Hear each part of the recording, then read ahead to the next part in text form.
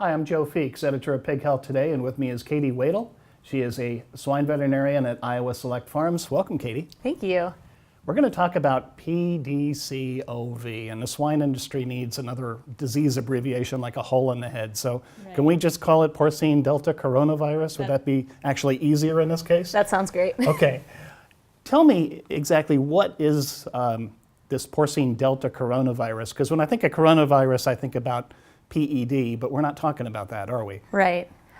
Delta corona is definitely related to PED, and some of the signs can be very similar. So in the event of an outbreak, and they're both on your differential list as far as causing diarrhea in both sows and piglets, off-feed sows. But generally, delta corona is a little bit less severe than a PED outbreak. So tell me about your experiences at Iowa Select. Apparently it wasn't pretty. Right. We have had a few sow farms that have broke with delta coronavirus, and throughout that we've kind of learned a little bit more about how the virus works and some different things about taking care of it. So on the breaks that we have had, we've had pre-wean mortality up to about 25 or 35%. So certainly a production hit there, and difficult for the farm staff, to work through that as well. Where does this virus come from? It sounds like an elementary question, but I mean, how do you think it got into the herd? So we've had a couple different instances where we think we nailed down where it came from. One sow farm, the office was under construction, and so we had some contractors in there and some people that were working on it. And we believe that was most likely the way it was tracked in, probably somehow from another swine farm. And then we had another instance where we had brought a welder into the farm to work on some gestation stalls. And wouldn't you know, that's right where clinical signs started. So with all the efforts for biosecurity on the farm, you still really pointing fingers at workers that came in from off the farm, it sounds like. Yep, and I think I actually heard a quote from Matt Ackerman, who probably said it best. When you do a disease investigation, you're likely not going to find the smoking gun, but you might find a bunch of loaded ones sitting around. And so you certainly find those areas that, this was probably the most likely introduction point, but there may have been some other factors involved too. So just knowing it takes just a very small amount of virus. Take us through a typical case. When you first came upon it, what you saw, what you did in terms of diagnostics, and just how you responded to trying to bring it under control. Yep, that's a great question. So we had a sow farm break with delta corona last spring, and I got a call from the manager at about 8 o'clock on a Tuesday morning saying, hey, I think we have something going on here. I've got about 5 to 10% of sows in one of my gestation barns with diarrhea, and about 15% that are off feed. And so at that point, we decided to collect some fecal samples. It's very easy to do. He also grabbed some rectal swabs. He had some swabs on the farm.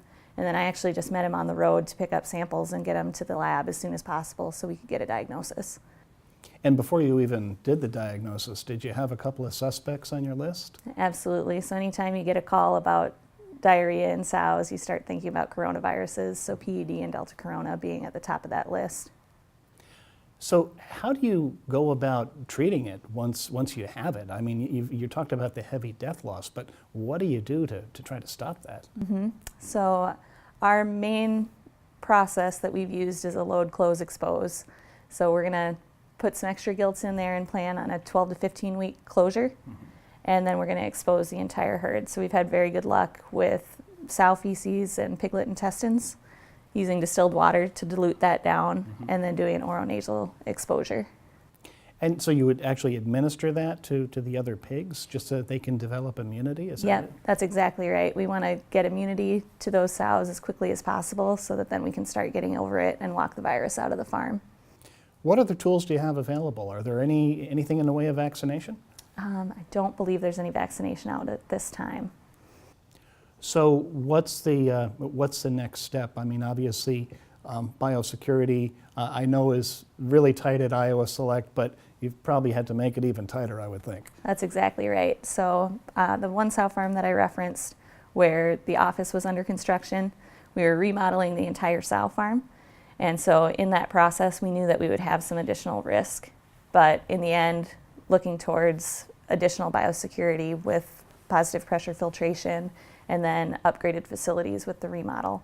So it was something that we knew we were taking a risk, and unfortunately happened to walk that disease in during the time. Now we know that the other big coronavirus, PED, tends to rear its ugly head more in the winter months.